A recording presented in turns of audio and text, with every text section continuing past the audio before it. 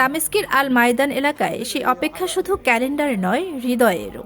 একটি পুরনো দামেস্কি বাড়ির ভেতর ভিড় জমেছে। কাছের দরজা, নকশা করা জানালা, উঠোনে ঝুলে থাকা আলো। ভেতরে শুরু হয়েছে তাকরিজেত রামাদান। এই আয়োজনের নেতৃত্ব দিচ্ছে সোসাইটি অব অথেন্টিক ট্র্যাডিশনস। লোকসঙ্গীত, গানের তান, ছায়ানাট্যের অভিনয় সব মিলিয়ে যেন সময় পিছিয়ে গেছে। পুরুষেরা পরেছেন ঐতিহ্যবাহী পোশাক, কেউ দফ বাজাচ্ছেন, কেউ নাচছেন ধীর ছন্দে। পাশে সাজানো স্থানীয় খাবার, গরম মশলার গন্ধ উঠোন ভরিয়ে দিচ্ছে। ঐতিহ্য কখনো ক্যালেন্ডারে বাঁচে না, মানুষের ভেতর বাঁচে। একজন সংগঠক জানিয়েছেন, একসময় মানুষ বারাদা নদীর তীরে জড়ো হতেন, শাবান মাসকে বিদায় জানিয়ে রামাদানকে স্বাগত জানাতেন। কারণ রামাদান শুধু মাস নয়, এক বিশেষ আবহ।